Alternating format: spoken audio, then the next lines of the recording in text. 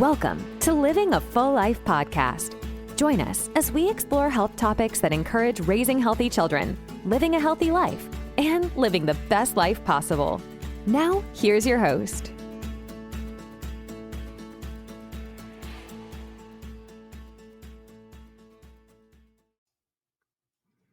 Hello, everyone. Welcome to another episode of Living a Full Life podcast. My name is Dr. Enrico Dolcecore, and this week's topic, inflammation. It's a big topic. I mean, inflammation is the root to almost all disease that we know of, stems from a chronic state of inflammation. But what is inflammation? What is it exactly? It's defined as, redness, heat, swelling. We think of it with the visual that we see when maybe a joint gets inflamed, or if we get hit with a baseball on the shin and the skin gets red and it bruises. That's inflammation of tissue damage. But inflammation in general can happen in any tissue in the body, and it's usually systemic. So we're talking about global inflammation in the body and the toll it takes on our overall health. We can be in a constant state of inflammation. We can go through bouts of inflammation, and different diseases have different patterns. But having a control of our inflammation is the biggest thing that we can do to improve longevity of not only our lives, but of our vitality and our health moving forward. So I think inflammation is a big topic to cover, but it's such an important topic that we should at least be aware of it and things we can do to reduce inflammation. Like my throat, it's inflamed for whatever reason. So inflammation starts with diet. We got to start there. Inflammation really does start with the gut. And once our gut starts to get inflamed, it starts to play a role as the years go by, and it goes to other things in the body. And we can get systemic inflammation. We can get joint inflammation. We can get circulatory inflammation. We can even get inflammation of the brain and the central nervous system. Inflammation can happen everywhere. It's on a cellular level. It's in an intracellular level. It's in an extracellular level. So to not complicate things, we really need to understand what inflammation is. Inflammation is the body's natural ability to contain and deal with foreign products, invaders, viruses, bacteria, proteins, amino acids, whatever it may be that the body reacts to as a foreign pathogen or as a foreign body. It will do something. It will start to create swelling, edema. It will create fluid in the area. Intracellularly, we'll lose the ability to distribute toxins out of the cell. Extracellularly, we may not be able to process the lymphatic drainage that needs to happen extracellularly to get things out of the body. We may not be passing it through the bladder properly to expel it from the body. So that's what inflammation starts to do. It wreaks a havoc in the body to do its natural processes. So instead of talking about the doom and gloom, what are things that we can do to reduce inflammation? Inflammation comes from physical, chemical, and even emotional stresses. The biggest ones we can wrap our head around are chemical and physical. Physical inflammation is the stuff that I explained at the beginning, the redness, the swelling, the things that we do to exert our body. If we end up maybe ordering a piece of furniture and it's got 5,000 screws, and you finally take out the toolkit that you haven't taken out in months because, your job is at a desk, you don't really build things, and you decide, I'm going to put together this piece of furniture. And you end up screwing in 5,000 screws, and an hour later, your hand hurts. There's redness on the palm of your hand because of the screwdriver. We've all been there. That's a great example, right? And it hurt, and the next day it could be sore too. The knuckles hurt, the hand hurts. That's inflammation. It's from overuse, repetitive use. We get this in smaller bouts as well, maybe through sports. That 1 hour of constant moving in the sport that we're playing, whether it's pickleball, tennis, golf, whatever it may be, can create inflammation in the joints that we overuse during that time. And then in shorter bouts, like at the gym, we purposely want to create micro tearing in our tissues so that it builds back stronger. Those are bouts of inflammation as well. So we call them subacute, acute, and chronic inflammation. The one I want everyone to be aware of is the chronic inflammation. That's the one that ends up leading us to disease. The subacute and acute conditions are acute because the body resolves them quite quickly through the healing process. So why doesn't the body resolve chronic inflammation? Why does the body go into a constant state of inflammation? Well, it's just like the rule of inertia. Once you continue to put a body in motion, it will stay in motion unless you change something in its course. So once we start with a poor diet, or maybe there's something in our diet that we don't even know we're allergic to or we have a response to, these come in, again, I said amino acids and proteins are the biggest culprit to sensitivities and allergies that pass through our gut, whether we have leaky gut or not. In a perfect world, in a perfectly healthy individual, they would not have a leaky gut. Nothing would pass through this barrier. Everything would be digested and absorbed properly. But very rarely, or I don't think anyone exists with a perfect gut. There's always foreign invaders, there's good flora, bad flora, and that ratio is not perfect for anyone just because we're always adapting. So that's the rule there. We're trying to be as good as we can. So when we have this leaky gut, think of it as like a sponge or Swiss cheese, really. We don't want any holes in that barrier. But once we do, certain proteins can get through. And once they start to get into our circulatory system, they can go anywhere, to any tissue, to any joint, to any place.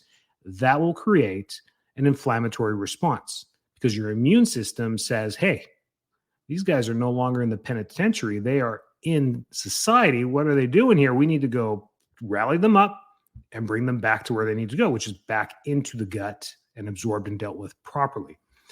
So when we get this inflammation in there, that's where we get the immune response. And the immune response generally comes with symptoms. We usually start with fatigue and lethargy. It starts to interrupt sleep. It starts with the silent symptoms. Then we can get, the actual symptom, gut pain, loose stool, diarrhea, joint pain, joint inflammation. And then they start to fall into the autoimmune category, which is a huge bucket. And then we have to backtrack and try and figure out why or where this stuff is all coming from. And that's an endless medical endeavor to do that with blood testing and figuring it out. And some people get trapped in this basket of autoimmunity. And it's a long journey because you need to be in a flare. You need to catch these blood work tests at the right time. You need to be going to the doctor at the right time to actually get the diagnosis and the proper treatment protocol for these things. But if we go back a step and we really look back at the gut, we can mitigate a lot of inflammation just through our diet. Doing mechanical things like trying to get the lymphatic to move better through exercise or massage or vibration plates or whatever it may be to try and move things is always a good idea. But again, if we have a constant stream of inflammation coming in, it's going to be a constant rehab to try and get the lymphatic system to keep moving. So not the best strategy there. The best strategy is to go to the source. I like to teach inflammation as this pilot. I'm from the north, so we have furnaces up there to keep the homes warm. Down here, it's the opposite. We have air conditioners to cool the house down. But in a furnace setting, what you have is either natural gas, propane, or electric to heat this home. But it's called a furnace. That's in your boiler room or your basement or wherever it may be. And we had natural gas growing up. So you would have this small pilot in there that's always lit 24 hours a day, 7 days a week, 365 days a year. It's just lit. It's always burning a little bit of natural gas, but the pilot stays there in case the furnace ever needs to kick in to keep the room temperature at 68 degrees, wherever you're keeping it. So this pilot's always there.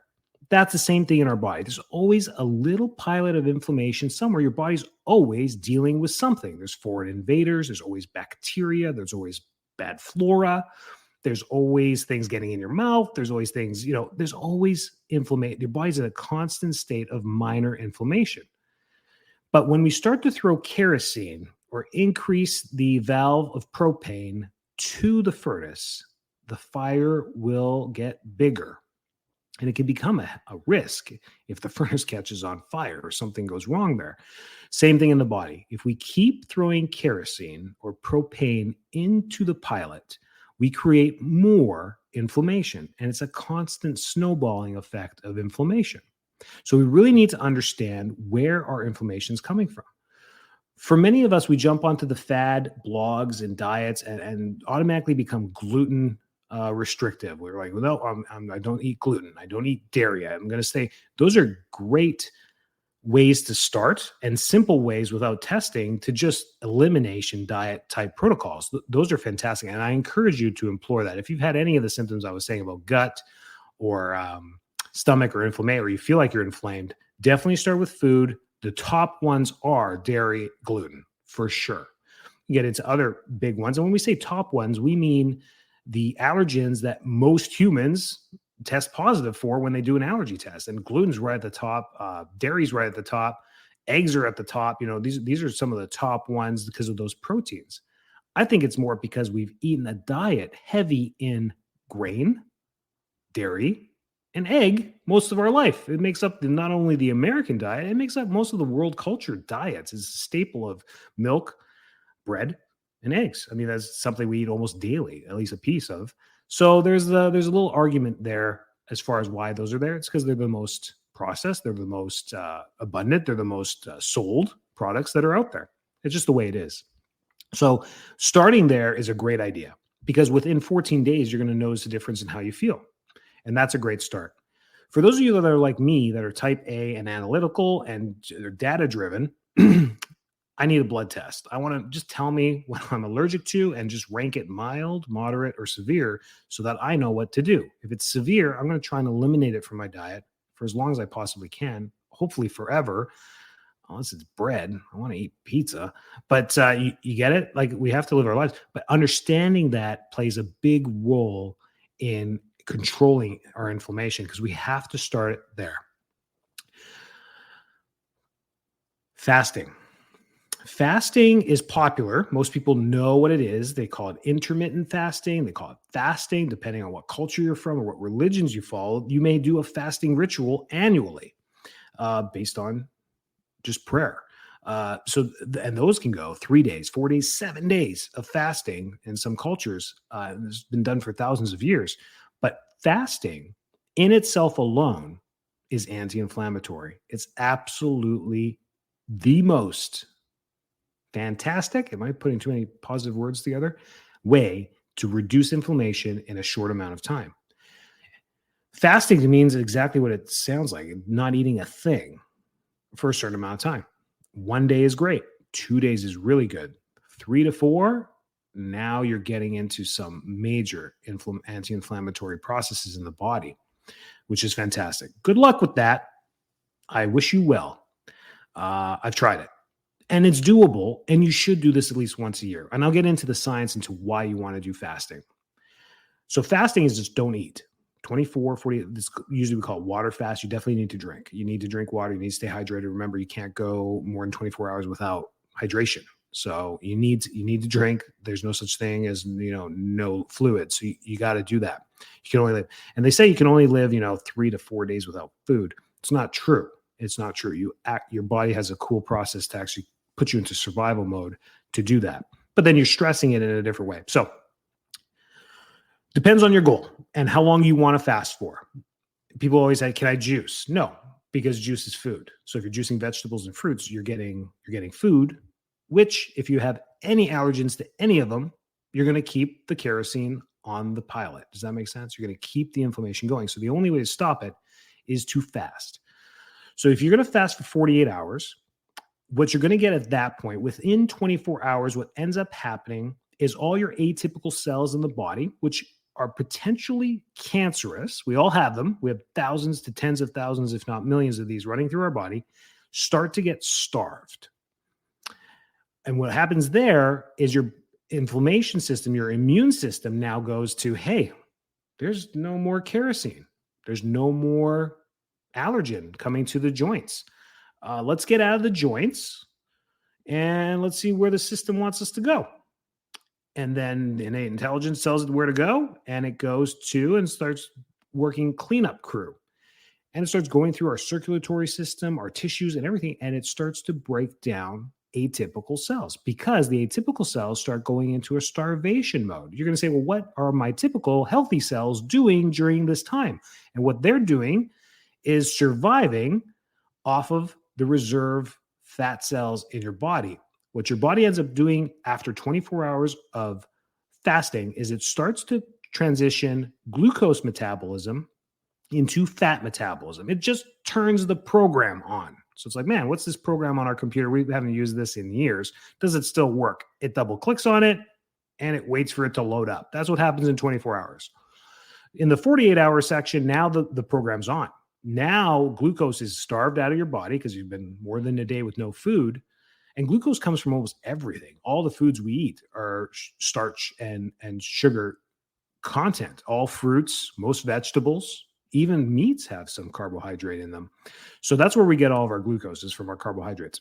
But then we turn on this program, and what ends up happening here is we start converting fat and burning it and sending it to the liver. And the liver's like, okay, we need to create energy. We're going to convert this to something called a ketone. And these ketones start to go through the body. Your brain can actually use ketones to function. Your brain's the only organ in the body that can only use glucose as its food source. Hence why carbohydrates are important. But it can also use ketones for a certain amount of time.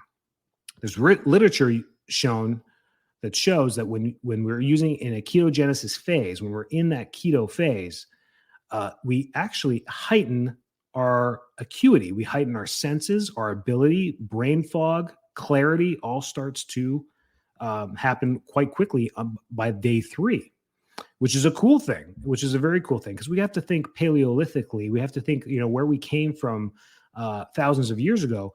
In the last 100 years, food has changed. I mean, we have access to food. We can eat 3 meals a day. We can snack between meals. That's pretty cool stuff. That wasn't around even 100 years ago. My great-grandparents tell stories about if they didn't cultivate the farm, if they didn't harvest, I mean, we're going a couple of days without food here until we got to slaughter something or do something. That was just 100 years ago. So before that, it was like that. And the hunter-gatherers may have gone days before they found something and got it, or found fruit or whatever it may be. So that's how our DNA is programmed. So we can do it, and we should, because we're designed to do it that way.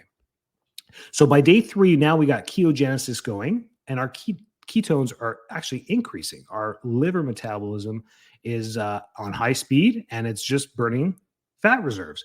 Now, from a weight loss perspective, you're like, this is fantastic. Well, good luck fasting for that long. And actually, that process stops after a certain amount of time, because you'll get into a stress mode so we'll get that at a different point. But day 3, now, not only are your atypical cells being cleansed out, they are being starved. They're on 3 days with no food. They're pretty much dead or dying, and your immune system's going out cleaning them all out. They're like, oh, these are dead cells. Crush them, literally break them, and then the DNA and the particles are all just rebuilt to make new cells, new typical cells. It's a cool process. They regenerate. All your cells in your body die in 90 to 120 days. So you're a new human being every 7 years. That's how quickly you transition all the cells in your body. Your blood cells are brand new every 90 days. Pretty cool stuff. So by day 3, we now have ketones going in here, but now what ends up happening is intracellularly, the mitochondria and internal products of your cells are being cleaned out as well. So any malfunction in the DNA, new DNA code is being written. It's literally being rewired in your nucleus in every cell. So we go into an intracellular level, and this is where the magic happens. If you can stay there for day 3, day 4, maximum day 5, you're getting some amazing rehabilitative, anti-inflammatory days of your life that only add to the end of your life. It actually extends telomere. It doesn't actually extend our telomeres in our DNA. It shortens the decrease in the telomere speed. So it's long story short, it increases our longevity. Yeah. A little hack for you to live a little longer is through starving yourself. There you go, for a few days. Okay. That is the best way. Doctor supervision is highly advised with doing anything like this, because you want to make sure that the symptoms you feel through the process are okay. We don't want you passing out. We don't want you fainting.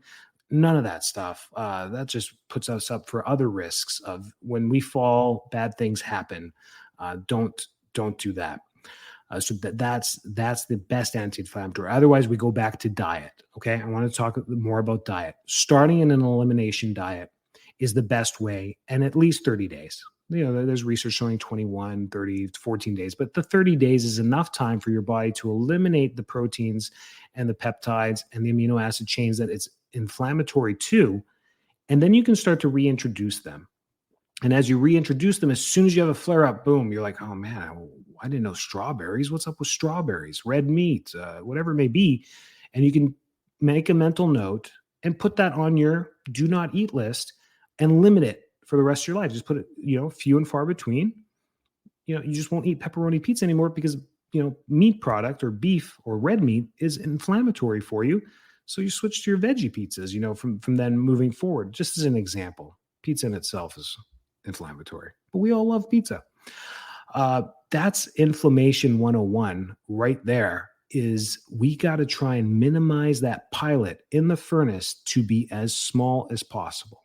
You'll never turn it off. You can't turn it off. It's a risk factor to turn it off, because once we turn off the autoimmune response in our body, our immune response on our body, we become highly susceptible to invaders. In short, the last moments in our life for everyone is when we are the most susceptible to the immune system, because our immune system is completely shut down. It stops controlling the cells, and moments later is when we die. Typically, that's the zero of immunities right there at those final moments of life. Not to be morbid, but that's truly where it is. So you always have this army on guard, ready to go, and actually working all the time. Think of it like an army. They're always doing something. They're always stationed. They're always doing something. They're always ready to defend, but doing their thing happily and safely. That's our immune system. And that's where inflammation plays the biggest role. I like to describe the immune system as our inflammation system. The better the control of inflammation in our body, the stronger our immunity is. So for those of you struggling, don't give up. Stick with it. Diet is the best way. It is the most frustrating thing to do, to try and figure out this diet when there's hundreds of different foods. But when we look at the source of things, it all comes back from the earth. It's either from an animal, it's from a plant. That's it. That's where food comes from. And because of all the different DNA and all the plants and everything that we eat, it's made up of everything else that we eat. So it's a branch, we're picking through the leaves of a tree when really we need to look at the trunk. The trunk's where all the answers are at. Start with diet. Things you can do for inflammation. Again, exercise, fantastic way to get edema out of the body. You can actually sweat it out. Drink more water. Please drink more water.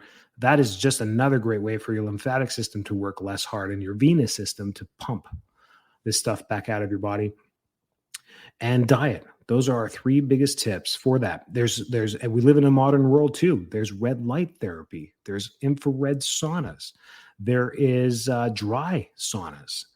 These all ways to make you sweat, except low level red light, which the red light swells the cells and then dehydrates them to push fluid out of them. There's little cheats that you can do. Nothing's more superb than the other, because at the end of the day, we have to reduce the kerosene on the pilot. So moral of the story, I hope the analogy works for many of you. Kerosene, minimize the kerosene in your life, and you'll be able to control this bonfire safely and effectively. And no one will call 911 on you and get the firefighters out in your backyard, because you're not dumping bunches of kerosene on there, and you'll stay in that healthy range. But fasting, what a great way to do that. Do it safely. Look into more of it. And of course, ask us for questions. We're here for you no matter where you live in the world. Hope that was a good episode. Bring your questions, subscribe, listen, do all the good things. Share this with people. Get this out to more people. I'm not going to stop. It's going to happen every week, whether you like it or not. Have a wonderful week. Stay healthy. Stay well. Thanks so much for tuning into this episode of Living a Full Life podcast. If you're enjoying the show, please feel free to rate, subscribe, and leave a review wherever you listen to your podcasts. That helps others find the show, and we greatly appreciate it. Thanks again for tuning in, and we'll catch you in the next episode.